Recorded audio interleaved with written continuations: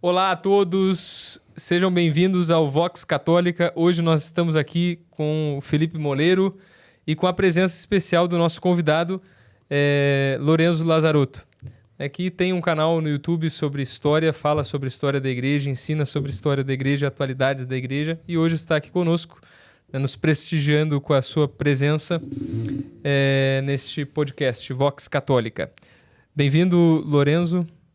Muito obrigado, agradeço o convite, boa noite a todos. Enfim, muito obrigado por aceitar. Eu já conheci o canal do Lourenço e acompanhava antes, assim, na época da minha conversão, e tive a honra de conhecê-lo também no Rio de Janeiro, assim como conheci o Botelho também no Rio de Janeiro. Grande honra.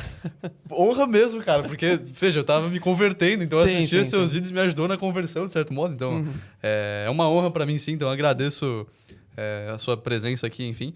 E hoje, enfim, vamos conversar sobre as mais diversas coisas, mas para iniciar, até para quem não o conhece, se o senhor quiser contar um pouco sobre você, assim, o que você faz, até sobre o seu canal, exatamente o que você fala, quiser até falar um pouco sobre o seu processo de conversão, enfim. Tá, eu vou tratar disso bem sumariamente.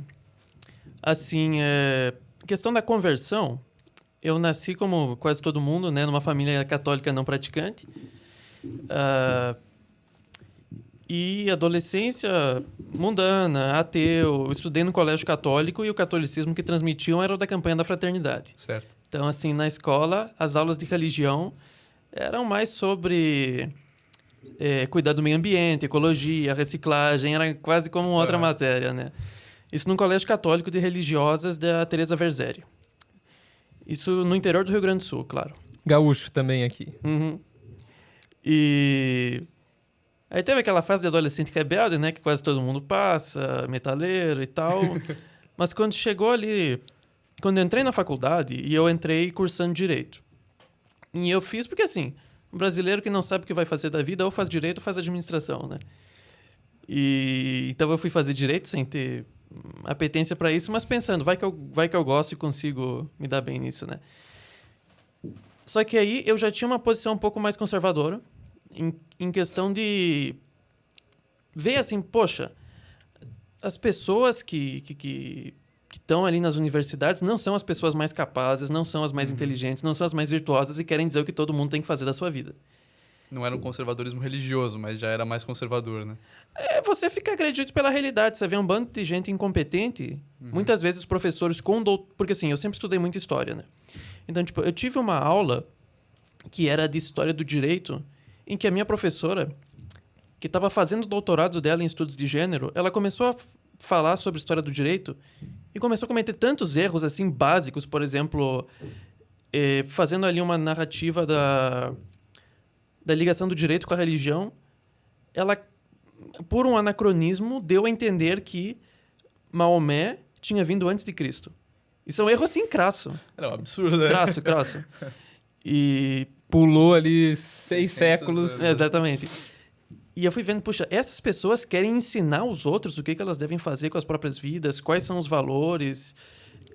Eu fui vendo que aquilo não tinha sentido. Na época, eu estava muito entusiasmado também com o liberalismo, com o anarcocapitalismo, com essas coisas, e eu comecei a pensar, poxa, será que eu não vou trocar para economia? Porque direito eu tô vendo que é muita burocracia, não é para mim. Escola austríaca. Exatamente, eu tava nessas de todo dia ler artigo do EPL. Instituto Mises, eu li muito. Instituto Mises Brasil. O MBL, isso foi em 2016. Acho que o MBL não era muito grande naquela época. Não, o EPL, Estudantes pela Liberdade, né, que tinha um movimento também. Ah, tinha. Uhum.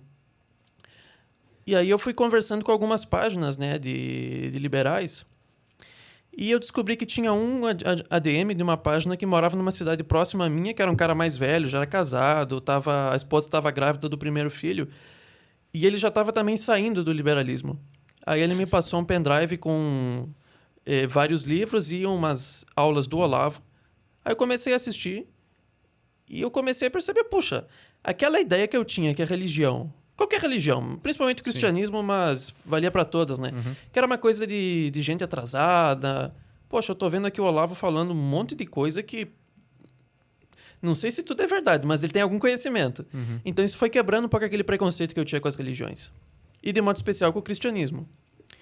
E a partir do Olavo, eu vi que ele tinha um amigo que era um padre, né? Que é o Padre Paulo Ricardo, e foi aquela ponte. Eu lá, o Padre Paulo... E quando eu conheci o site do Padre Paulo Ricardo, que isso foi em 2016. Isso foi qual ano? 2016. Eu fiquei, assim, impressionado, porque em todo o colégio católico, que eu fiquei desde a primeira série do fundamental até o terceiro ano do ensino médio, eu nunca tinha visto um padre que tivesse ensinado alguma coisa de um modo interessante e fundamentado. Eram só aqueles discursos estilo da ONU, né? Amar o próximo, cuidar do planeta e tal. Plantar uma plantinha ali para fazer um símbolo de fraternidade.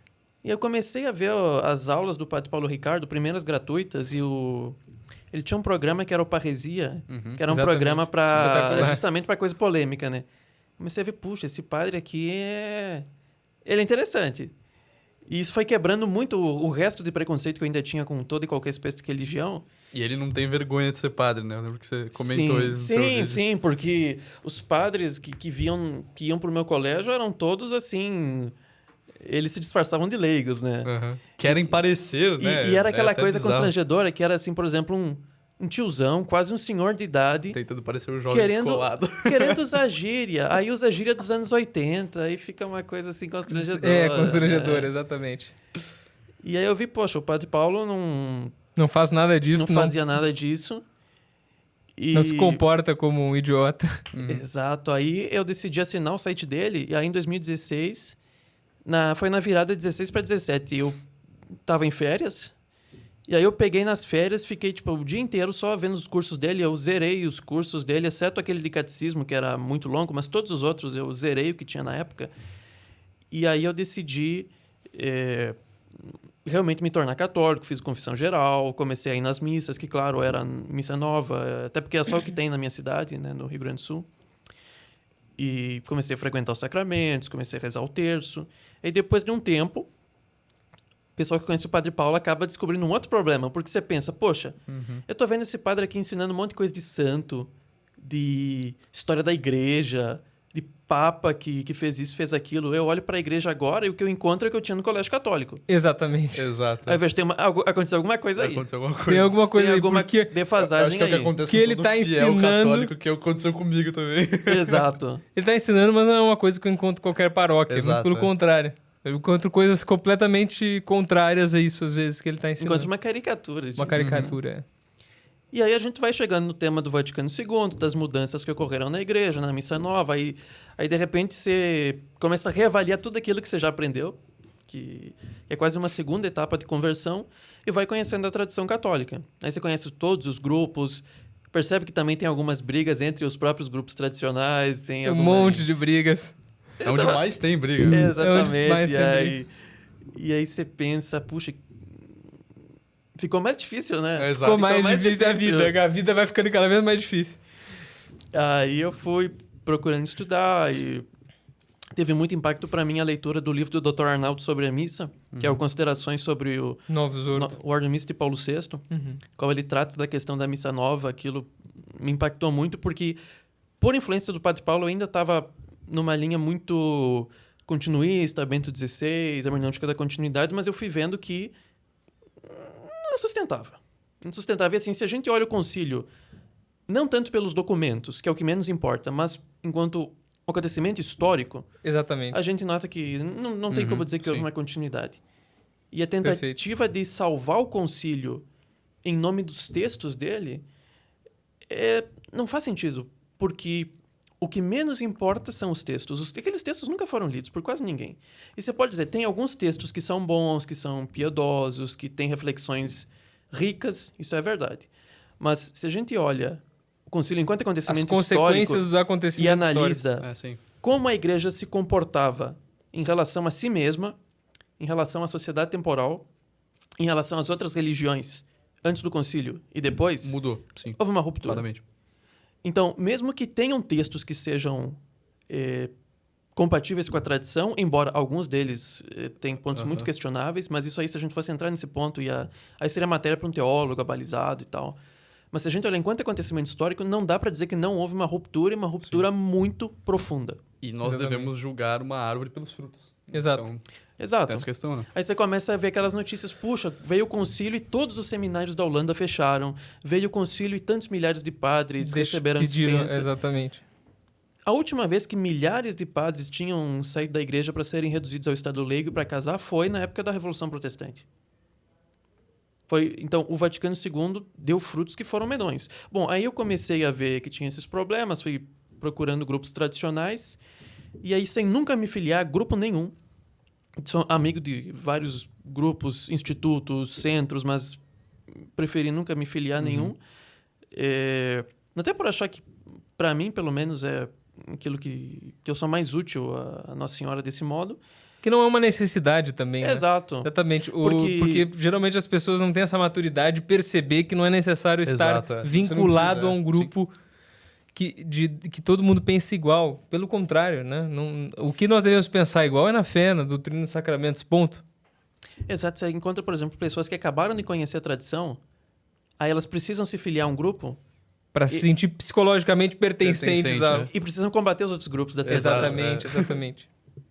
É uma coisa até meio feia, né, cara? Exatamente. Inclusive, eu já tinha visto vídeos teus sobre esse assunto, mais antigos, não sei dizer se de um ano atrás, alguma coisa assim. É uns 2 anos atrás. Falando justamente sobre isso, a dificuldade, né, de ter esse sentido mais prático mesmo, de perceber, olha, todos estão contra os católicos. Né? Aqueles que são declarados inimigos estão contra. E os católicos ficam brigando entre si. Então, e a gente percebe que o inimigo ele tem esse senso prático, não importa, todo mundo que tem algo de tradicional é combatido por eles. Claro. Qualquer coisa, sim. As pessoas de boa vontade, que tem algo de tradicional, são inimigos da CNBB. É engraçado porque os mais modernistas, assim, até mesmo aqueles que não estão na tradição, tipo, fazem missa nova e tal, mesmo esses, só por serem mais conservadores, já são atacados muitas vezes. Exatamente. Né? A própria questão do Padre Paulo Ricardo, por exemplo, né? Claro. Extremamente atacado só porque é um pouco mais conservador, né? Nem faz missa tridentina, mas já é completamente atacado, ainda mais esses grupos que defendem a missa de sempre, porque etc. ele ensina os 10 mandamentos. Exato. É porque ele ensina... Exato, muita coisa. O problema é esse, quer dizer... enquanto... Se um padre começa a ensinar o básico sobre os 10 mandamentos, ele já vai receber ataques, assim, mesmo que não reze missa tridentina. Você tem, por exemplo, um padre que foi muito perseguido, o padre José Augusto, da Canção Nova. Por quê? Porque os sermões dele, em geral, são sermões bons. Exatamente. Não é perseguido porque ele é da Canção Nova, porque é carismático, não, porque ele ensina a verdade religião católica. Exato. Sim. Não lembro exatamente quem falou isso, acredito que foi... São Luís de Montfort, não lembro exatamente se foi ele, mas que falou assim, não procurem entre os padres famosos, assim, um bom padre, né? Os bons padres são atacados ou negados pelo mundo. Humilhados e assim, esquecidos, né? Alguma coisa assim, né? É só ver a vida dos santos, né? Exatamente. O próprio São Luís Grão de Montfort, hoje é dia dele, inclusive. Então, veja como ele foi perseguido. Quer dizer, São Luís Grão de Montfort, ele foi proibido de pregar em praticamente todas as dioceses da França. Ele só conseguiu pregar, de um modo geral, naquelas dioceses da região da Vendéia, que 3 gerações depois iam ser a região da França que ia mais resistir e combater a Revolução Francesa. Então, São Luís Grão de Montfort, por que ele era proibido de pregar? Porque a maior parte do clero da França era jansenista. O jansenismo era o quê? Todas as heresias, quando elas surgem e são condenadas e são combatidas pela igreja, quase todas... elas dão origem ao meio termo. Então, isso até o que eu acabei de mencionar no livro do Dr. Arnaldo, ele menciona isso na segunda parte do livro dele. Então, teve o arianismo e teve o semi-arianismo. Teve o pelagianismo e teve o semi-pelagianismo. Então, o jansenismo o que era? Era um semi-calvinismo. Eram padres, bispos e fiéis, inclusive freiras, nominalmente católicos, pertencentes à Igreja Católica, mas a concepção que eles tinham da religião católica era, no fundo, uma concepção muito mais próxima do calvinismo.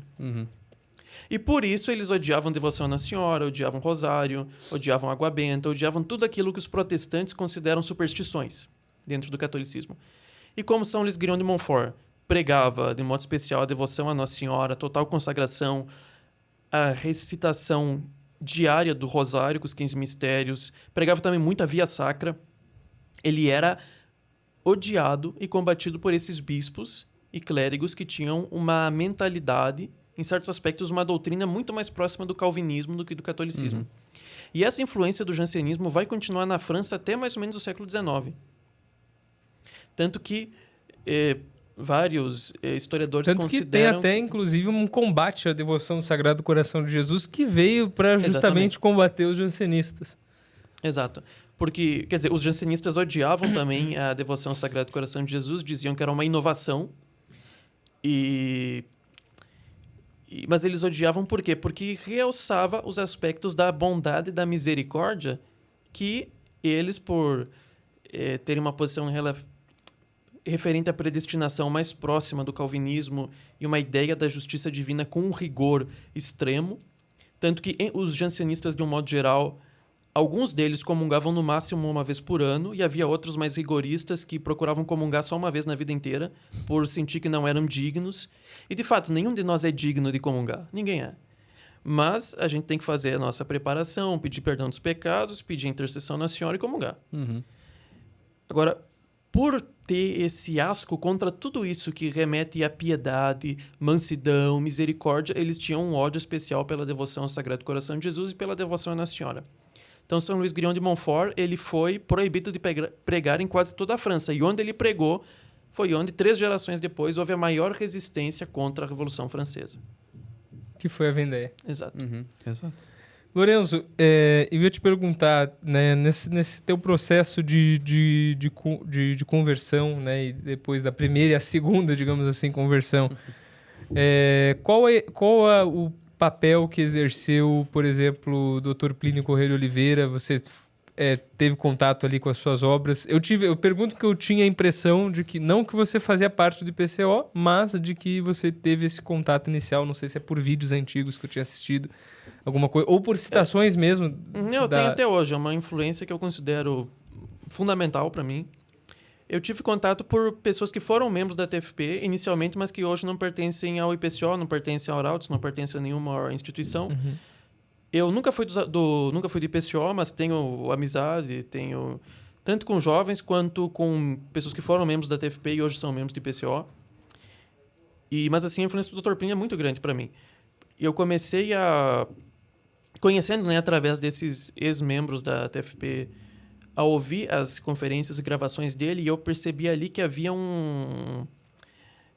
realmente um fervor religioso que eu não encontrava em muitos intelectuais católicos, porque assim, uma coisa é você ser um intelectual católico, outra coisa é você ser um intelectual e, além disso, ser um católico fervoroso. Sim. E eu vi ali as duas coisas. Um dos aspectos que sempre me chamou muita atenção no IPCO, né, e na obra do Dr. Plínio, foi o aspecto da militância católica, né, dos leigos militarem pela fé, que é a continuidade da ação católica que o próprio Plínio fez parte.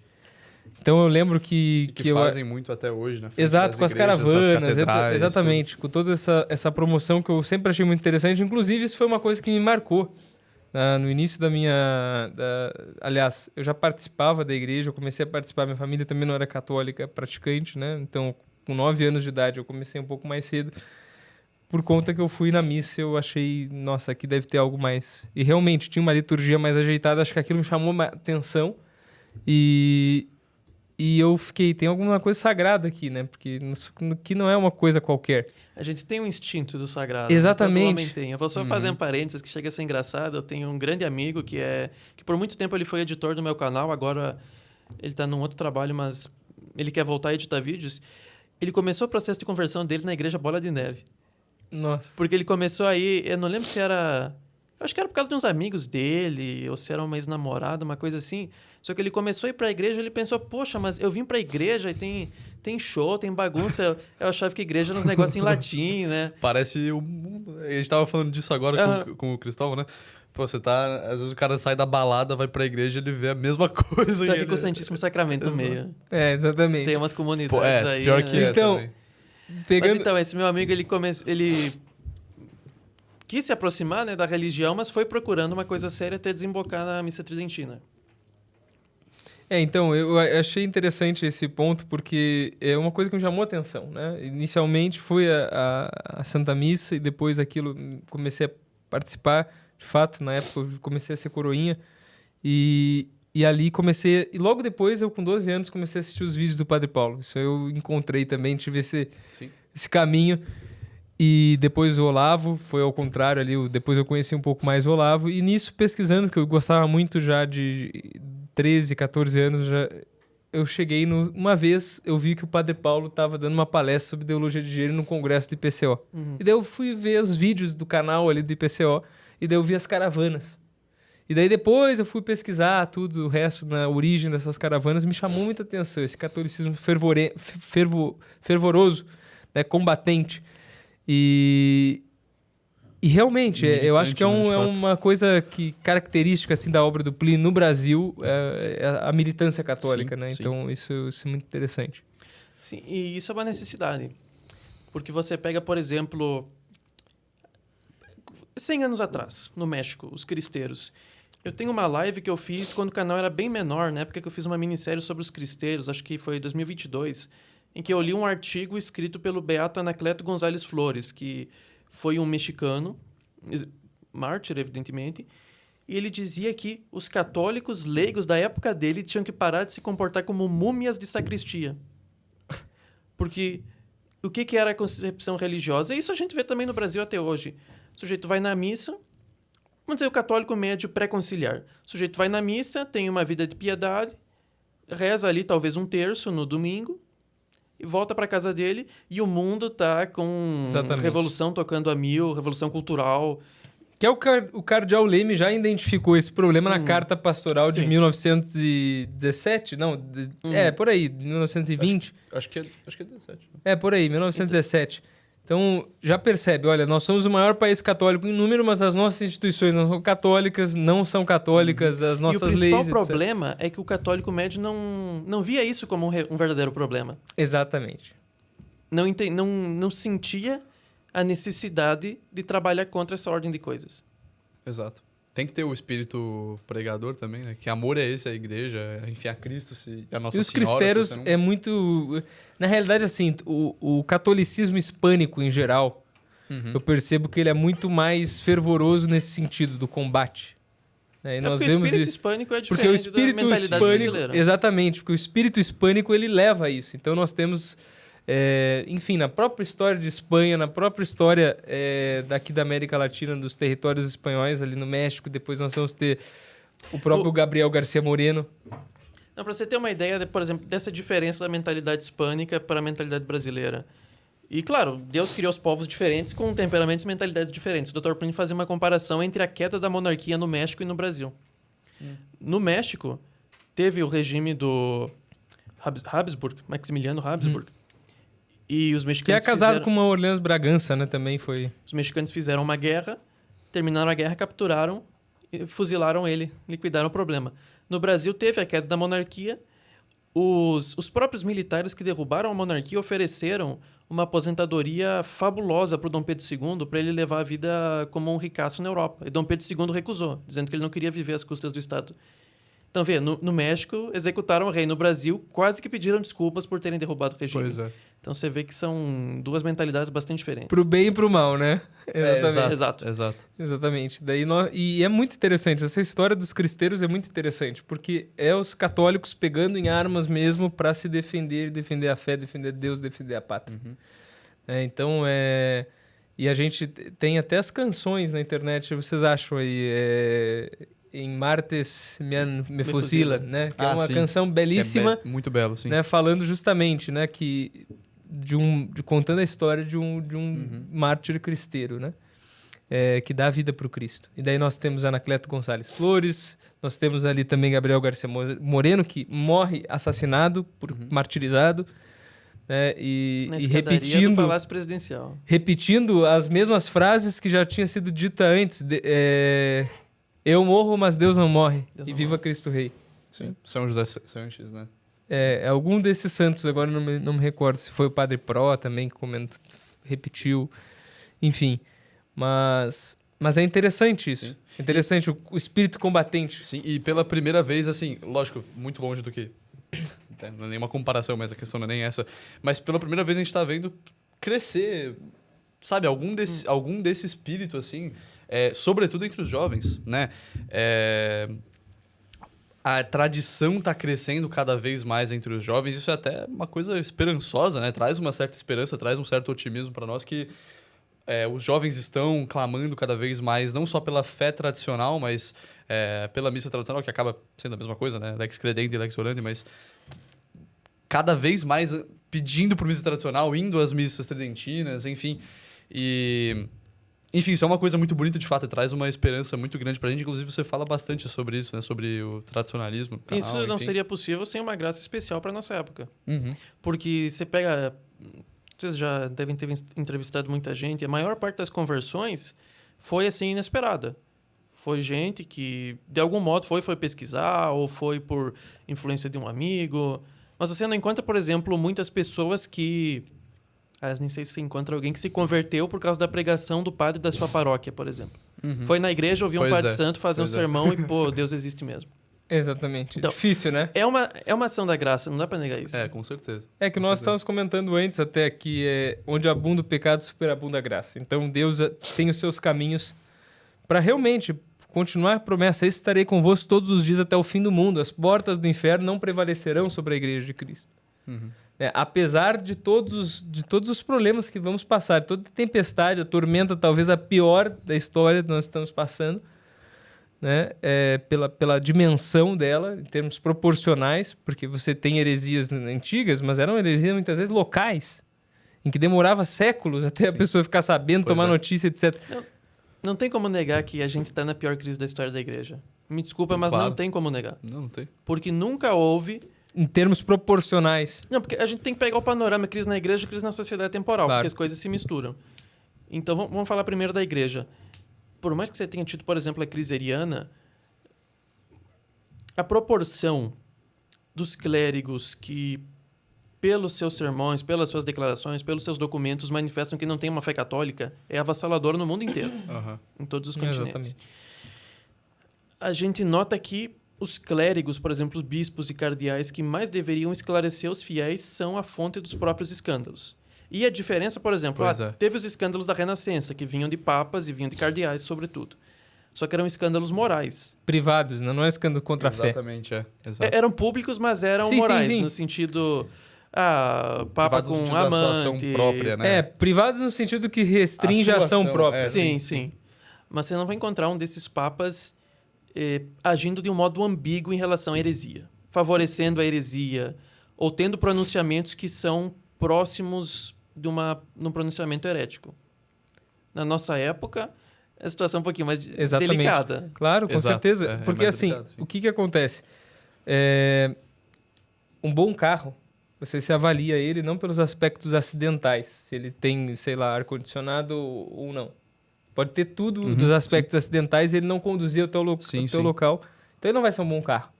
Mesma coisa, um bom papa se avalia pelos aspectos essenciais do seu ofício, que é guardar e defender a fé. Não pelos aspectos acidentais.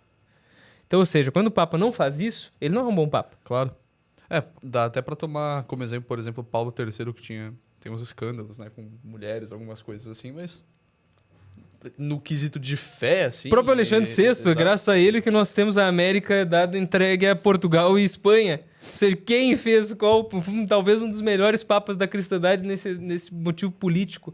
Por quê? Porque permitiu que chegasse a evangelização até nós. Apesar dos seus escândalos pessoais. Né? É uma coisa exatamente. Impressionante. Mas apesar de ter queimado o Girolamo Savonarola. E você... Você gosta de Savonarola? Claro que não. Não? Não. Eu gosto, sabia? Então, entende?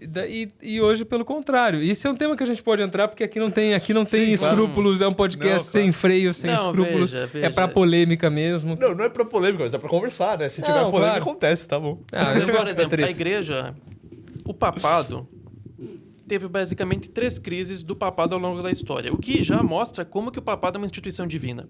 Exato. Porque nenhuma monarquia tem uma história de tanto tempo quanto o papado. E você pode dizer, mas os imperadores do Japão são imperadores há muito, muito, muito tempo. Ok, mas eles não têm poder.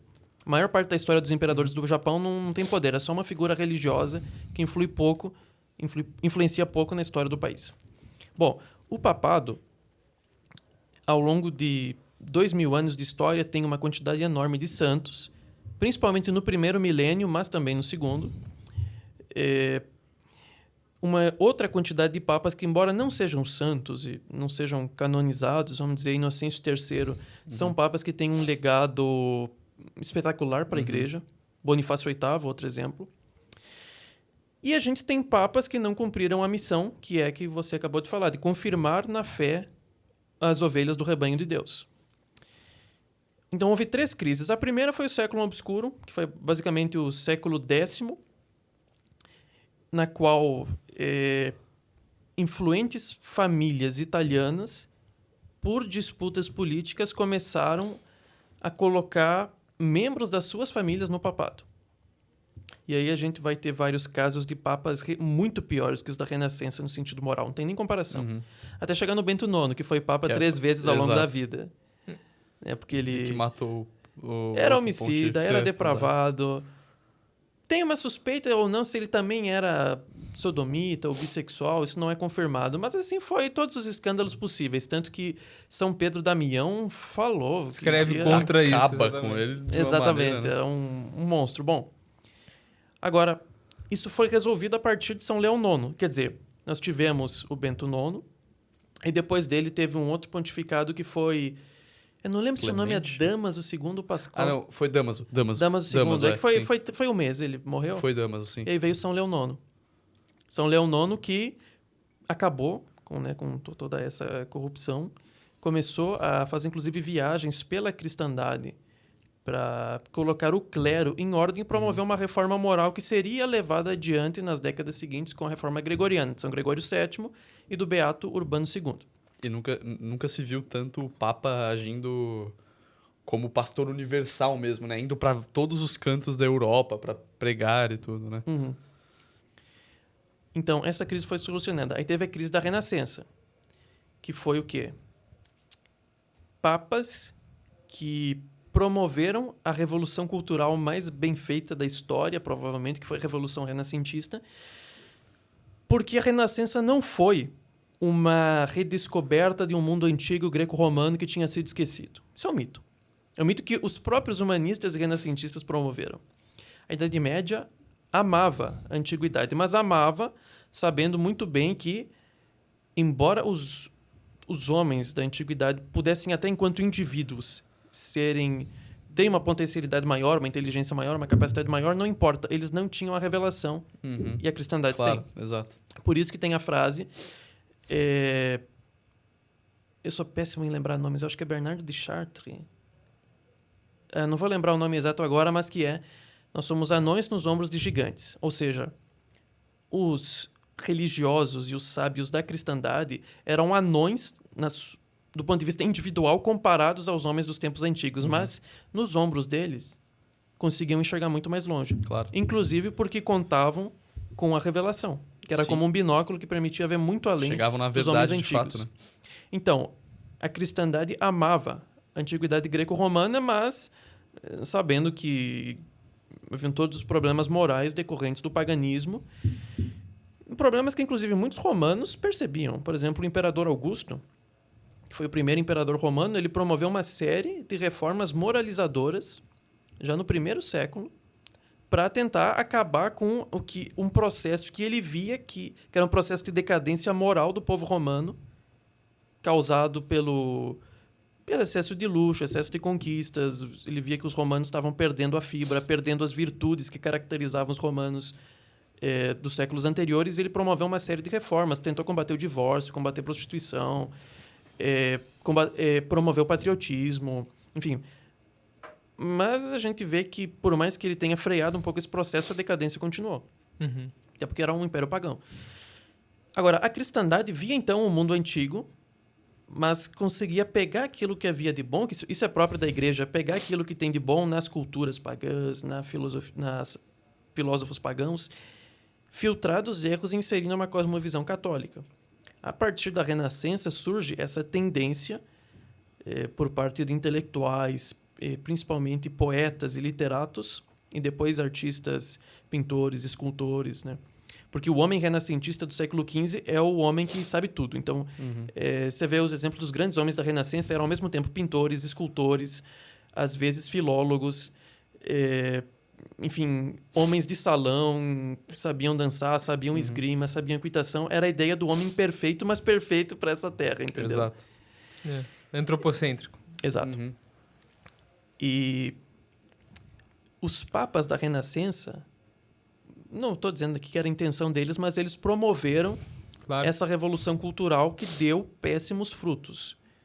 A gente vê o estado moral da Itália do século XV, não só nos estados pontifícios, mas toda a Itália, que foi a propulsora da Renascença, é um estado de uma moral neopagã. Exato. Um parêntese aí que eu acho muito interessante esse tema, porque essa decadência do Renascimento, ela aconteceu de forma mais clara na Itália e na França. Porque na Península Ibérica, Portugal e Espanha, o processo, o século XV não foi a era do renascimento pagão, foi o século de ouro. Sim. Foi o século de ouro dos reis católicos, inclusive, e das grandes obras, por exemplo, como Camões, que escreve os Lusíadas, que tem uma inspiração, digamos assim, humanista, que tem uma explicação, uma influência, né? E utiliza o recurso teórico, o recurso ali dos deuses para ilustrar e tudo mais, né? Da antiguidade pagã. Mas tudo isso dentro, no fundo, de uma cosmovisão católica. Porque mesmo se a gente lê os Lusíadas, a gente sabe, os portugueses, eles estão ali no mar para levar a religião verdadeira. Isso está muito bem claro. Eles não acreditam nos deuses ali que protegem e tudo mais. Aquilo é só um recurso que se utiliza, que embeleza. Então, o Renascimento não aconteceu da mesma forma em Portugal e Espanha. Isso é uma coisa interessante. Por quê? Porque eram países também que estavam preocupados com as missões. Coisa que já não estava acontecendo mais na Itália e na França. A França, inclusive, Marsella, durante ali se não me engano, a Guerra de Lepanto, abrigou o porto de Marsella mouros. Então já a traição já desde dentro. Sim. Agora, sobre a Renascença, para ver, por exemplo, como que houve uma paganização das mentalidades. Quer dizer, a cosmovisão católica foi deixada de lado para uma cosmovisão neopagã, que é uma cosmovisão revolucionária. Todo mundo já ouviu falar e conhece o Maquiavel. O Maquiavel é um filho do século XV. Ele é um homem de acordo com a mentalidade da época dele. Ele analisou como que se fazia política nas cidades italianas e o Maquiavel não está preocupado com a ideia de governar de acordo com Deus ou de acordo com a moral. Está preocupado em governar de uma maneira eficiente.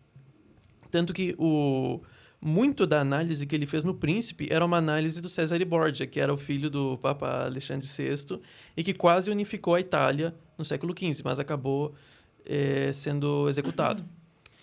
Então, a preocupação dele é justamente o quê? É o poder. Claro. Então, você vê que é muito diferente da preocupação que haveria com o governante do tempo de São Luís.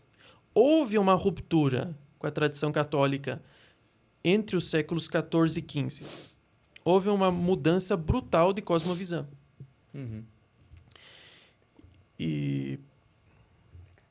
E os papas da Renascença, em geral, foram papas que promoveram essa mudança. Conscientemente ou não, isso é outra questão que não teria nem tempo, nem profundidade. A gente está aqui numa conversa mais informal. Mas, assim, a crise da Renascença acabou com o Concílio de Trento. Um marco, quer dizer, teve 2 marcos anteriores. Um marco foi o pontificado que ninguém conhece do Papa Adriano VI. Ninguém conhece. Adriano, a gente só, quando a gente vai pesquisar curiosidades da história da igreja, você vai ver lá, Adriano VI, o último Papa não italiano que a igreja teve até o João Paulo II. Então, ele foi um Papa holandês, único holandês a ser Papa, que governou de 1522 até 23. Ele não conseguiu completar 2 anos de pontificado. Ele morreu. Na época se achou que ele tinha sido envenenado, mas isso não está comprovado e historiadores como Von Pastor acreditam que não, que foi causas naturais, mas enfim. Ele começou a combater a Renascença.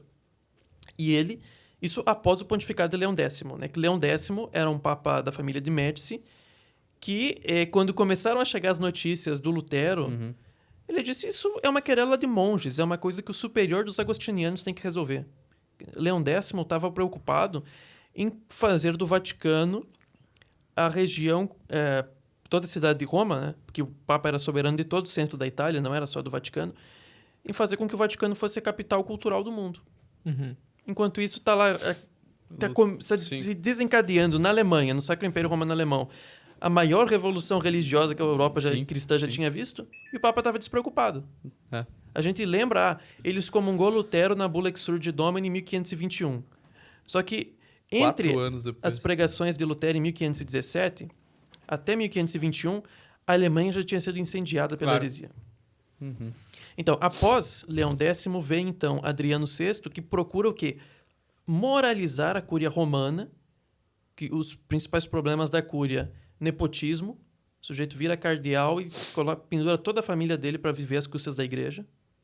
E se torna papa, haviam papas que pegavam, como Alexandre VI fez com os filhos dele, os 2 filhos, e nomeou cardeais, desvios morais, tanto com mulheres quanto com homens, principalmente, escândalos financeiros. Então, Adriano VI começou a combater tudo isso para moralizar a Cúria Romana. Só que ele morreu em menos de 2 anos de pontificado, mas ele tem uma carta dele para os príncipes alemães, na qual ele expõe, ele interpreta a Revolução Religiosa Protestante e o avanço da heresia na Europa como um castigo pelos pecados dos sacerdotes e dos prelados da igreja, bispos e papas.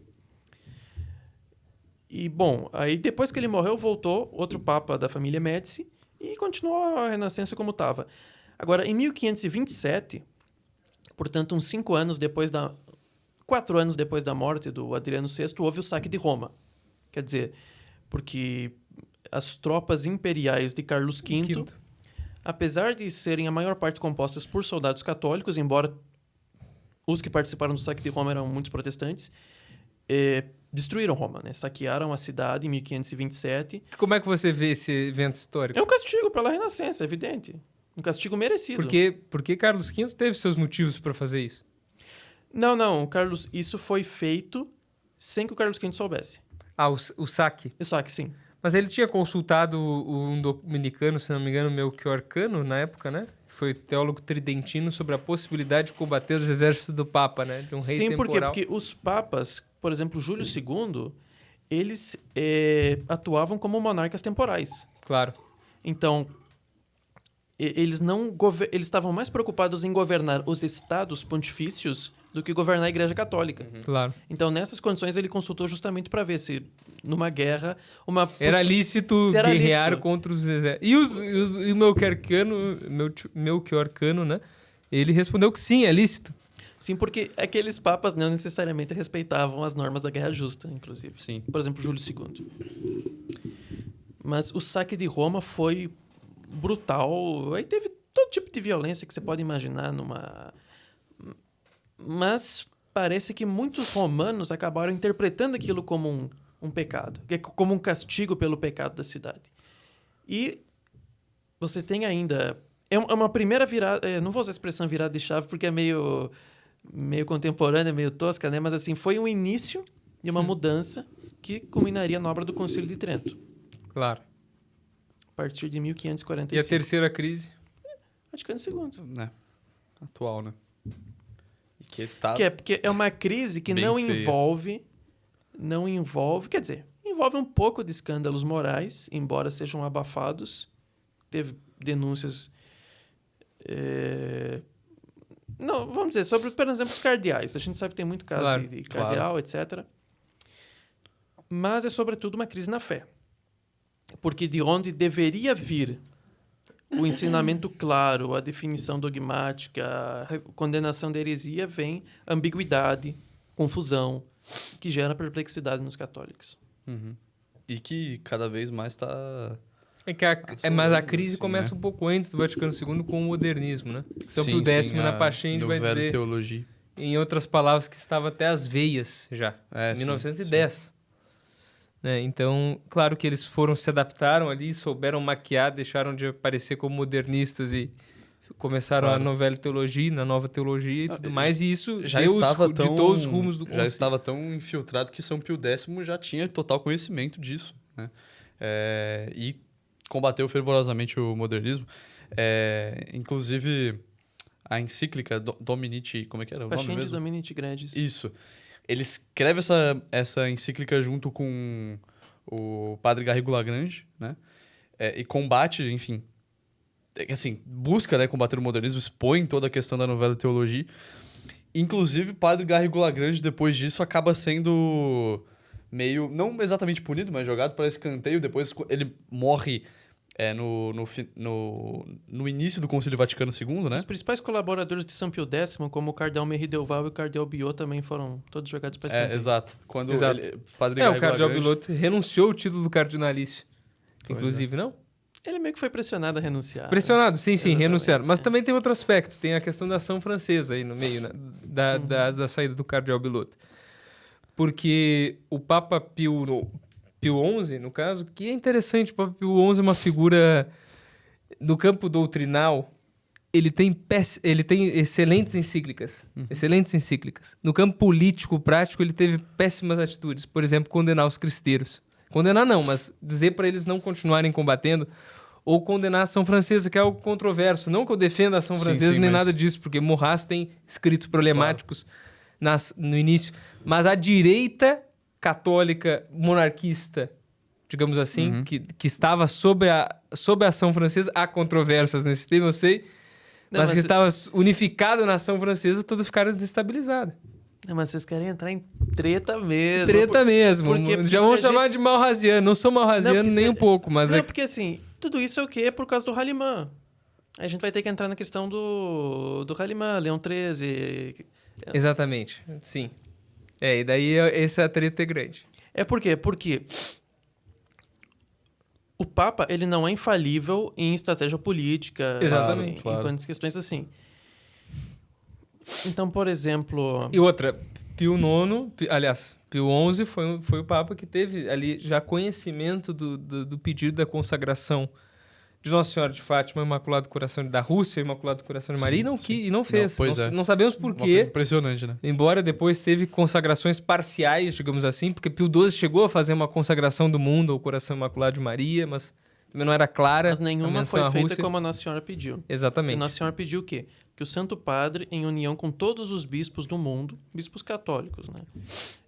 Porque tem gente que confunde, teria que chamar a Igreja Ortodoxa, não. Bispos católicos. No caso, sim. Fizesse uma consagração da Rússia ao Imaculado Coração de Maria. Isso nunca foi feito. Houve, por exemplo, Pio XII fez 2 consagrações. Exato. Só que uma foi uma consagração do mundo e outra foi uma consagração sem... Perdão. Ele consagrou os povos da Rússia ao Imaculado Coração de Maria, mas sem a participação dos bispos. Exatamente. Em outra vez, ele consagrou o mundo. Inclusive, Depois, João Paulo II consagrou o mundo. Francisco, a Ucrânia e a Rússia. Não, mas nem a questão da Ucrânia. A questão é que não houve uma participação expressa de todos os bispos do mundo. Claro. Que é uma coisa tão simples de se fazer. O Papa ordena... O mais próximo foi o do Francisco, me parece. Sim. Por incrível que pareça. É uma era a era do pontificado do Papa Francisco é uma era de contradições e tudo mais, né? Mas esse é um dos pontos que é interessante notar. Ele foi o Papa que mais próximo fez a consagração, tal qual Nossa Senhora pediu em Fátima. E aí tem a questão... Tu falou de Pio XII não fez, Pio XI não fez, João Paulo II não fez, Bento XVI não fez. Tem a questão... Paulo VI, João XXIII, nem se fala. Leão XIII teve a visão que ele teve, né? Enfim... mas voltando pro Leão XIII, porque ali essa treta aí é boa. Sobre a questão justamente da questão da monarquia na França, né? Aí vocês querem botar numa treta cabulosa, né? Porque... Isso aqui não é uma crítica a Leão XIII, evidentemente. Até porque, assim... Vamos primeiro falar de Leão XIII, depois falar do Haliman. Leão XIII, ele foi o Papa que sucedeu Pio IX. Pio IX, já, naquela época, teve o maior pontificado que a Igreja já tinha visto desde São Pedro. Foi 34 anos, né? Isso, mais de 30. Aí veio o Leão XIII. O pontificado de Pio IX foi, do início ao fim, de 1848 até o fim, combate incessante à revolução e aos princípios do mundo moderno. Aí tem os sílabos, tem a Quanta Cura, tem a proclamação do dogma da infalibilidade papal, o Concílio Vaticano I. Leão XIII vai procurar uma postura considerada diplomática e conciliatória com os regimes liberais republicanos. Dentro dessa postura, ele promoveu o Haliman a partir, se eu não me engano, 1892, que era o seguinte: na França, por conta da Revolução Francesa, por conta da República ser sinônimo de corrupção, de maçonaria, de anticlericalismo, anticatolicismo, todo católico francês, excetuando os católicos liberais, evidentemente, todo católico francês que seguia a linha do Papa Pio IX era monarquista, por entender que a República Francesa era sinônimo de todos esses pontos anticatólicos. Claro. E a partir de 1892, o Papa Leão XIII considera que essa é uma luta que, por mais que esteja correta do ponto de vista doutrinário, de combater pelo fim da Terceira República Francesa, que era uma república extremamente anticlerical, isso não daria mais bons frutos. E ele publicou uma encíclica para os católicos da França dizendo que a Terceira República era legítima porque o regime republicano em si não é uma coisa má, tanto que houve muitas repúblicas católicas na Idade Média, e que os católicos deveriam procurar defender os direitos da Igreja dentro da Terceira República Francesa. E isso foi um baque que praticamente destruiu o movimento leigo católico monárquico na França. Indiretamente vai dar origem à ideia da democracia cristã, claro, que é alimentada pelo catolicismo liberal, ou seja, a concepção de que, de algum modo, é possível conciliar os princípios e as consequências da Revolução Francesa com a Igreja Católica. E o próprio Papa Leão XIII, a gente vê o final da vida dele, os documentos dele voltam a ser documentos militantes contra a Terceira República Francesa. Porque o Papa viu que a política do Rallimann, que era essa reunião, esse realinhamento dos católicos com a República, não deu bons frutos. Como a Constituição Cristã dos Estados, né? Que é o nome daquele documento. Esqueci Immortality Day. Immortality Day, exatamente. O Rallimann foi uma política que não deu bons frutos. Os governos liberais continuaram a restringir os direitos da Igreja e tanto no final do pontificado de Leão XIII, ao longo de todo o pontificado de São Pio X, a República Francesa vai fazer uma verdadeira guerra para expulsar toda a influência expulsar da França toda a ação social da Igreja. Então, fechar colégios católicos para abrir colégios laicos, fechar hospitais católicos para ter só hospitais laicos, negar a validade jurídica do batismo e do matrimônio eclesiástico, tá? E tem que ter uma certidão de nascimento e tem que ter uma certidão de casamento civil. Procurar expulsar, então, do ensino, da saúde, todas as atividades sociais da Igreja, expulsar o clero para construir uma França de acordo com os princípios de 1789. Exato. Então, o movimento da Ação Francesa, do Maurras, que não era católico, ele até tinha textos meio pagãos sobre a Deus da França, etc. No início da vida, né? Depois ele se disse católico, se não me engano, no final. Mais pro final. Não que eu saiba, mas talvez tenha dito. Mas, enfim, o Maurras tinha um movimento da Ação Francesa, que era um movimento católico reacionário, mas que era tentando ali reunir os cacos do movimento católico que o Rallimann tinha destruído. A gente nunca mais Mas a gente tem, inclusive, o cardeal Biloto, por exemplo, fez parte da Ação Francesa.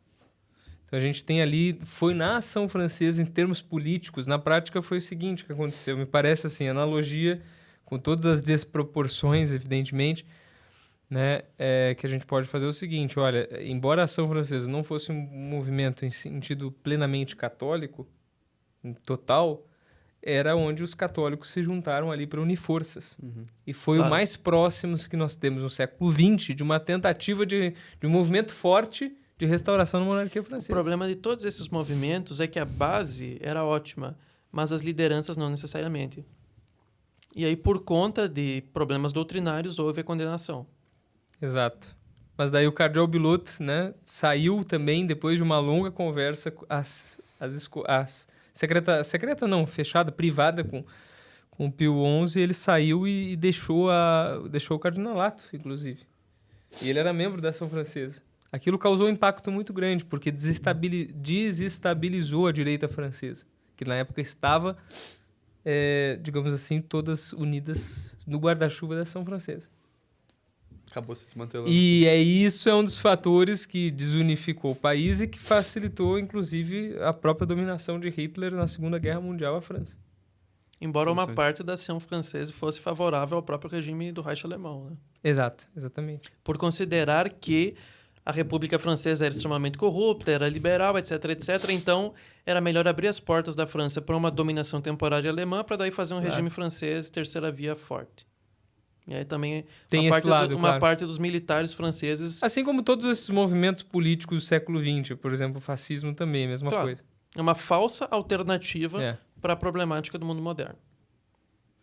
Mas na ação francesa você tinha mais elementos bons, digamos assim. É aquela coisa, as bases, sim. Os membros, em geral, sim, mas não necessariamente as cúpulas de liderança. Claro, perfeito. Tanto que vários os generais franceses, muitos deles, não é só a França era incompetente na Segunda Guerra. Era. A maior parte dos generais franceses usava táticas da Primeira Guerra Mundial. O único que queria usar táticas novas era o de Gaulle, e ele foi jogado para escanteio. Mas havia também uma parte dos militares franceses que queriam a derrota da França para derrubar a República mesmo. Por considerar que era preciso derrubar a República e se um fracasso militar francês servisse para esse objetivo político, no fundo era uma vitória. Interessante. Como que você avalia, Lorenzo, dentro desse tema? Porque, assim, quando a gente fala do termo Concílio Vaticano II do ponto de vista histórico... É só treta. Do ponto de vista histórico, ele aconteceu dentro de um contexto, de um mundo do pós-guerra, né? Da Segunda Guerra Mundial, com toda a super exaltação da democracia, depois, né? E tudo mais. A história é a seguinte: na Segunda Guerra Mundial não tem gente boa, nenhum lado. Esse é o fato. Mas tem o menos pior. Né? Bom, isso triunfou e veio toda aquela ideia. Bom, agora nós vamos fazer um mundo novo de paz, democracia e liberdade que vai salvar o mundo e tudo mais. Essa é a mentalidade que estava reinante nos anos 50. É uma mentalidade da época que penetrou no concílio. Uma das grandes mudanças no Vaticano II é que a igreja deixa de adotar aquela postura combativa, que foi a postura de Pio IX, foi a postura de São Pio X. Em alguns pontos foi de Pio XI. Os anticorpos foram tirados, digamos assim. Os anticorpos de combate ao inimigo que é o tirados. Que o Papa João XXIII fala no discurso de abertura do Vaticano II. Que no passado a igreja usou... Eu não lembro se ele menciona explicitamente excomunhão, mas usava da severidade, do rigor, e que agora não. A igreja usaria mais... A igreja preferiria apenas mostrar a beleza da verdade para o homem moderno, isso seria suficiente. Então, o Vaticano II, ele procura o quê? Uma atenuação ou até uma ocultação desse caráter militante da igreja em face do mundo moderno. De toda a problemática das ideologias modernas, etc, etc. Sim. Interessante. Na mesma época em que, isso que você estava falando, assim, a pré-concílio, tipo, já era uma mentalidade antes do concílio, né? Depois da Segunda Guerra, você estava falando do católico pré-concílio, que rezava, fazia as coisas, mas não era militante, né? É que o pessoal, às vezes, mesmo entre o meio tradicional, vamos voltar para antes do concílio. O negócio não é voltar para antes do concílio, porque se a gente voltar para os anos 50, em cerca de 15 anos depois, esse o povo nós que vamos fez o concílio, ver novamente a mesma destruição. Eu tava vendo, inclusive, cara polêmico, Don Williamson. Eu vi Don Williamson falando uma coisa. É muito legal, tem muitas conferências espetaculares, Don Williamson. Não, mas não ironicamente, assim. Não, mas ele tinha um jeito de falar, eu tô falando sério, não é ironicamente, não. Não é mesmo. Eu vi Don Williamson falando que tinha exatamente isso, tem que voltar a ser católico tradicional, mas não é o católico de 1950, porque o católico de 1950 era ruim também, porque ele deixou o concílio ser feito, assim, é ele que preparou o terreno. É antes disso, né? Não, veja, qual que é a aparição mariana, por definição, do século XX? A Fátima. 1900... E aqui a gente tá num canal católico, nem vou me dar o trabalho de provar que Fátima é verdadeira, milagre do sol, blá, blá, blá. Só aí a gente faz um dia de apologética para isso. Nossa Senhora em Fátima anunciou aos pastorinhos que o mundo, em 1917, se encontrava num estado de degradação moral e religiosa tão grave que aquela guerra, que era a Primeira Guerra Mundial, era um castigo para isso. E que viria uma pior. E que se o mundo não se convertesse e não fosse consagrado à Rússia e ao Imaculado Coração de Maria, pelo Papa em união com os bispos do mundo inteiro, viria uma nova guerra que seria pior do que a primeira, e o sinal seria uma antes da guerra seria uma noite iluminada por uma luz desconhecida. Que aconteceu justamente em 1938. Antes de Hitler e Stalin fazerem um pacto, né? De um acordo ali. A aurora boreal que aconteceu. É, uma espécie de aurora boreal que não acontece. O Hitler viu nos Alpes austríacos e a aurora boreal no Polo Norte, não é na Áustria. Exatamente. A Áustria já está na fronteira com a Itália, né? Então, quer dizer, se a gente tivesse como meta retornar o catolicismo, retornar o mundo para o estado de coisas em que se encontrava em 1917, a gente ia voltar para o abismo. Primeira Guerra, Segunda Guerra. Por quê? Porque era uma ordem de coisas que Nossa Senhora considerava como anticristã. Uma situação de degradação profunda. Então, a questão é que a gente não deve romantizar nenhum período, não deve romantizar o século XX, assim como não deve romantizar a Idade Média, mas deve procurar o quê? Lutar pelo triunfo de Cristo na sociedade. Então, a gente não quer e não deve querer simplesmente voltar para uma situação como era, por exemplo, na era Pio XII. Eu vejo muito católico que acaba querendo viver como se fosse os anos 50, como se o mundo tivesse bom para a igreja naquele contexto. Perfeito. A questão é que a igreja, ela vem... Eu tenho, inclusive, dia 5, eu vou fazer uma aula sobre isso, dia 5 de maio. A igreja vem perdendo a influência dela no mundo desde o século XIV. Por mais que as grandes navegações promovidas pelas duas potências católicas, que era Portugal e Espanha, tenham levado o catolicismo para novos continentes, no qual a igreja nunca tinha penetrado... Foi graças aos reis católicos isso, né? Por os grandes missionários. Isso ninguém fala. Falamos dos missionários religiosos, mas aqueles que propiciaram tudo isso também tiveram mérito. Que foi justamente um estado ordenado a Cristo. Claro. Entendendo essa importância. Mas assim, a situação da igreja... A gente olha para a Europa, que foi a sede da cristandade. A igreja, ela vai fazendo com que a Europa se torne uma civilização católica, vamos dizer, desde a queda do Império Romano até o século XIII.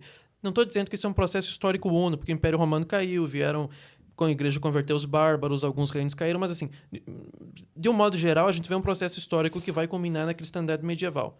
E do século XIV para cá, a igreja vai perdendo cada vez mais a influência na Europa e depois no mundo inteiro, até chegar no estado em que se encontra hoje.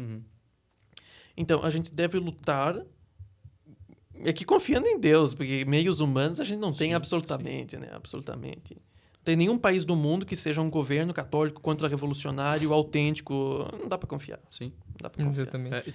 As esperanças não são humanas. Tanto se vê essa queda, mesmo na época das grandes navegações, que assim, sempre importou muito para os jesuítas a questão do maiorem, né? A questão do ad maiorem Dei Gloria, o maiorem era muito importante. Então, era uma época em que eles estavam assim, o que dá mais glória a Deus, né? O que é maior para Deus? É eu tentar resolver a situação na Europa ou eu ir para essas outras terras pregar o evangelho. Então já era um momento que estava começando a se afundar nessa crise por causa da Renascença, enfim, toda a questão, né? E os jesuítas faziam as duas coisas. Exato, decidiram que eram as duas coisas a ser feitas, né? Exato. A gente estava falando um pouquinho antes de começar sobre conclave. Vamos tocar nesse tema. Era para ter sido mais no início, né? Que daí o pessoal tá acompanhando ainda. Agora só terão acesso só aqueles que perseveraram até agora mesmo. Esse é o momento. Lorenzo, você quer introduzir o tema? Não, enfim, a gente estava conversando sobre conclave, né? Enfim, todo mundo sabe que o Papa Francisco faleceu. E, enfim, nós estávamos... Nem lembro como é que começou exatamente o assunto do conclave, mas nós... Você lembra? Nós estávamos comentando assim, as especulações acerca do conclave e de todo esse momento, contexto. O Lorenzo, essa semana mesmo, publicou uma aula sobre uma análise do pontificado do Papa Francisco, né, uma análise crítica do pontificado do Papa Francisco, e que tem pontos muito interessantes que é importante que os católicos façam. Né? Ou seja, do próprio pontificado, né? Como a gente fala, a gente avalia um carro por aquilo que ele faz. Assim também, a gente avalia o Papa, né, se ele cumpriu aquela sua missão essencial. Isso é o mais importante, né, nesse processo. E dentro desse contexto, então, a aula do Lorenzo é muito bom, vale a pena, assistam, escutem. E dentro desse contexto, nós estávamos comentando sobre o conclave, e antes aqui, né, falando sobre esses temas. E a tendência, pelo que nós estamos vendo, assim, alguns cardeais Bom, tem muitas especulações na mídia, ninguém sabe, nós também não sabemos, né? Mas alguns cardeais, as congregações gerais estão indicando muitas críticas ao pontificado do Papa Francisco, inclusive dos cardeais que ele mesmo nomeou da maioria. Sim, que é a maioria. Que é a maioria. Cardeais, né? Então,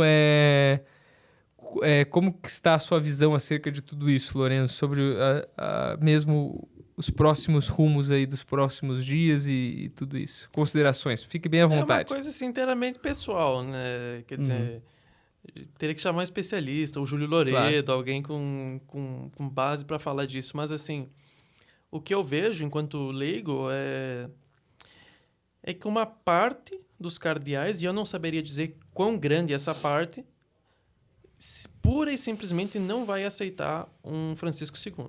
Claro. Tanto que eu até vou gravar um vídeo a respeito da fala do cardeal Miller, dizendo que... Porque a fala do cardeal Miller diz o seguinte: nós não vamos aceitar um Francisco II. Só que as palavras que ele utilizou que se fosse eleito um papa heterodoxo, um papa que não fosse inteiramente reta doutrina, ele não seria obedecido e haveria um cisma na igreja.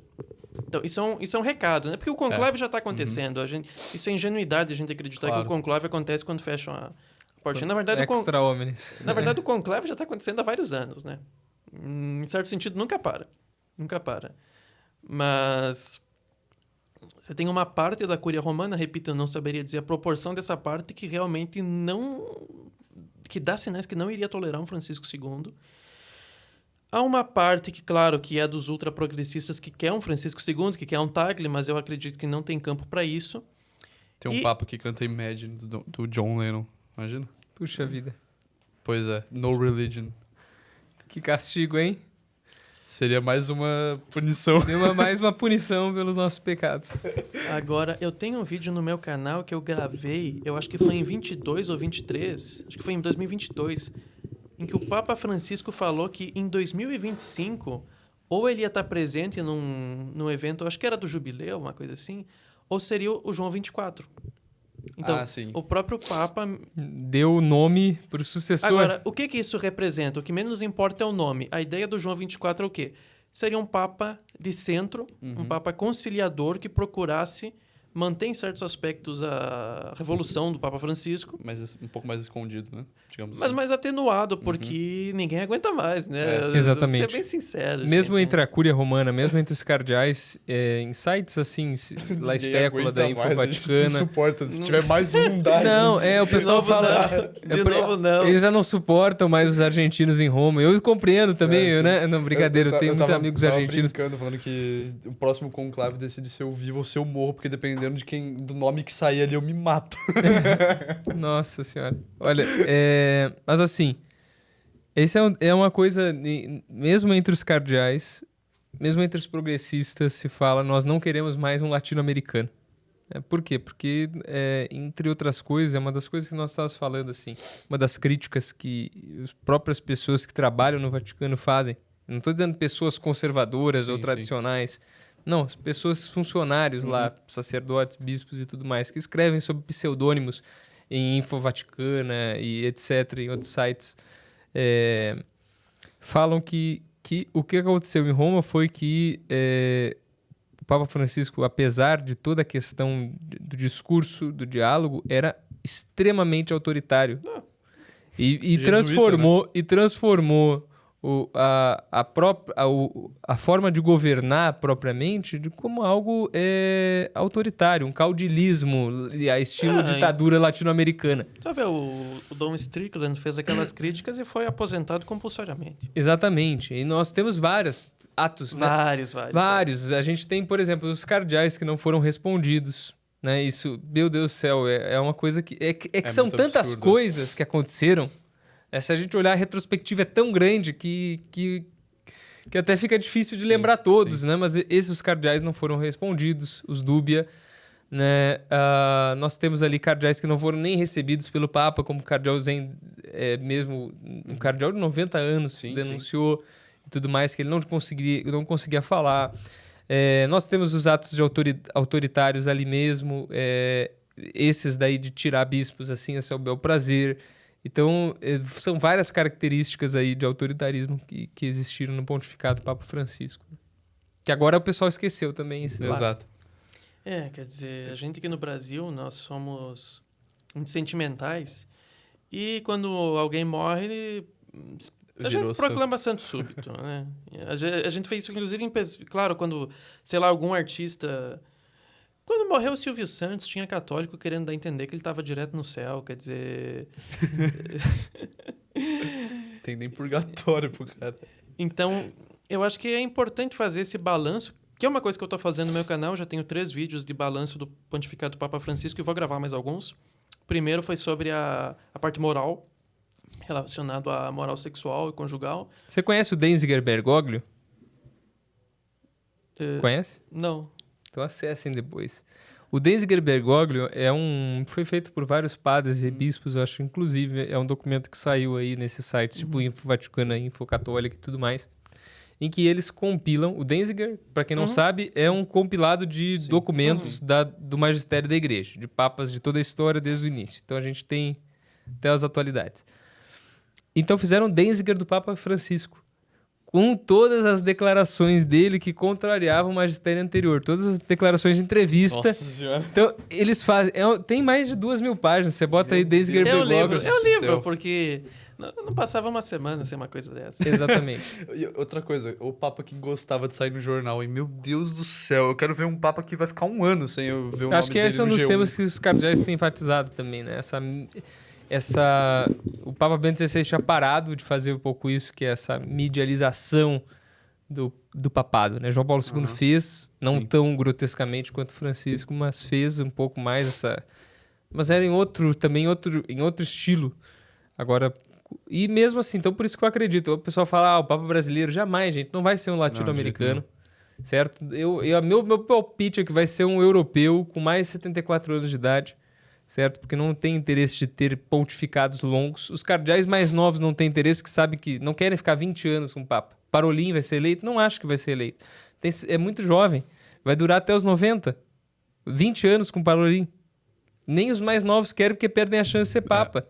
Então, assim, existe esse lado. Não estou dizendo que eles pensem isso, não estou dizendo que todos os cardeais têm essa intenção, mas alguns certamente têm. Isso é motivação para votar. A tendência e eu acredito cada vez mais, vai ser eleger. Francisco foi eleito aos 76 anos, tendo um só pulmão, todo mundo sabia que tinha saúde frágil. Durou mais do que se esperava. É verdade, né? É verdade. Porque do início noticiavam que ele... Com as pessoas sabendo... E Ratzinger foi eleito com 78 anos, também mais idoso, né? Então... tem razão. O Então, Pizzaballa eu tem tô que fazendo idade? só palpite mesmo aqui. O Pizzaballa tem que idade? 70 anos, né? É muito novo. Novinho. Também não acredito que possa ser, né? Ele celebra a missa tradicional, se eu não me engano. Eu escutei falar isso aí. Esse é o patriarca de Jerusalém. Eu não sei exatamente se ele... Bom, deve celebrar a missa tradicional também, mas é que eu sei que pelo menos assim... Ele é italiano, ele patriarca de Jerusalém. Ele é mais tradicional, pelo Sim. menos. Mas é que uma coisa que eu sei dele é que ele se mantém muito quieto. Sabe, ele evita falar qualquer coisa, inclusive as E seria bom, é isso que nós precisamos, meu Deus do céu. Não precisamos de um Papa que fale toda hora. Exato. Não, mas eu digo, ele... Precisamos que um que fale de modo claro do Exatamente. Mas o que eu digo é que parece que ele esconde isso para a igreja, entendeu? Para os outros cardeais, assim, não saberem exatamente o que ele pensa, sabe? O que ele quer fazer, digamos, coisas assim. Não necessariamente como Papa, que é essa, mas, sabe? Ele mesmo, assim. Ele é mais reservado com as opiniões dele. Eu tava conversando e... Enfim, tava conversando com o padre José Eduardo. E ele falou que ele não tinha como saber, né? Óbvio, ninguém consegue saber nada. Ele falou que nem os cardeais, assim, individualmente, né? Mas ele tava falando que ele tinha uma impressão de que... Evidente que não ia ser uma coisa radical, extremamente conservador, tradicional, nossa. Mas porque como as eleições na Europa, a direita tinha ganhado, enfim, o Trump ganhou nos Estados Unidos, que para tentar acompanhar de alguma forma colocariam algum cardeal mais moderado, mais conservador, assim. Sim, que é justamente o que o Lourenço falou. Tomara Deus que possa ser um Pio IX no início, foi comemorado pela maçonaria e depois virou o maior papa contra-revolucionário da história. Milagres acontecem. Exato. Milagres acontecem. Exato. Inclusive tem o caso mais engraçado da história, o caso Mortara. Que é tipo... Sabe o caso Mortara? Não. Da criança que foi sequestrada, você sabe dessa história? Sem dúvida. Você não sabe dessa história? Na época de São Pio X, isso? Não, era Pio IX, né? Pio IX? O que, um cardeal, ou um bispo, sei lá, batizou uma criança judia. Judia, sim, sem sim. Ele consegue ficar sem treta, né? Ele é muito engraçado essa história, cara. Tipo, é muito... Enfim, batizou uma... Pra quem não sabe dessa história, batizou uma criança judia sem autorização dos pais. E os pais eram judeus. E aí... A criança tava em perigo de vida, né? Eu não sabia disso. E nesse caso pode, né? Bom, mas aí o Papa Pio IX, ele falou... Bom, no caso, precisaria normalmente de uma autorização, né? Pra se batizar a criança. Os pais são judeus. Bom, agora que a criança é filha da igreja, agora que ela é católica, não posso deixar ela sendo criada por judeus. E sequestrou a criança. E foi criado como um católico, que inclusive virou padre. Virou padre. Foi ordenado padre e tentou converter os pais. Os pais. Não deu certo, até onde Família. eu saiba. Mas, enfim, é um caso cômico. Motoboy de treta. É um caso legal. Motoboy de treta aqui, Bruno. Não temos nem o terceiro episódio, vai ser censurado, Vox Católica. Engraçado. Vai pegar 100 inscritos, vai estar bloqueado até no Rumble. Imagina. Não vai mas nem no Twitter a gente vai conseguir mais fazer podcast. Que loucura.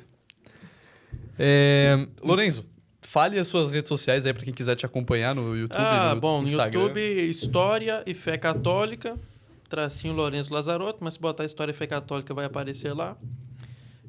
No Instagram é @Lorenzo com Z, _ Lazarotto. Lazarotto é 2E e 2T. As redes sociais principais são essas. Eu tenho um canal no Telegram, se botar lá História e Fé Católica vai aparecer no Telegram também. Eu faço parte.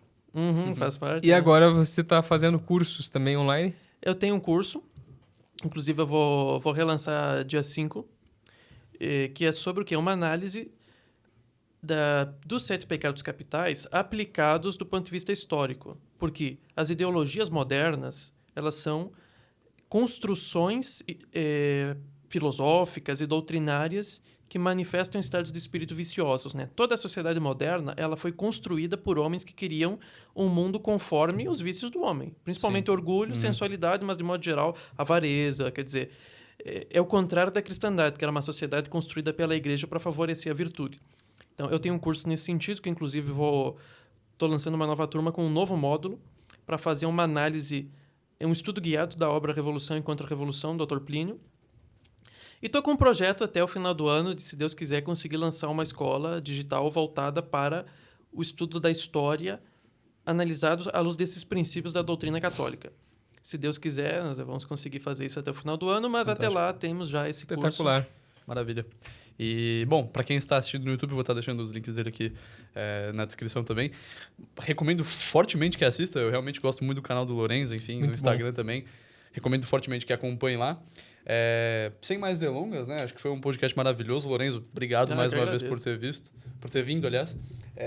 Felipe, como sempre, meu parceiro meu host aqui, nós, né? Sem mais delongas, este foi o podcast. Mais uma vez, acompanhe ele lá. E acompanhe também os próximos aí que nós vamos soltando. Mais uma vez, sem mais delongas, esse foi o podcast e até a próxima. Até a próxima. Até a próxima.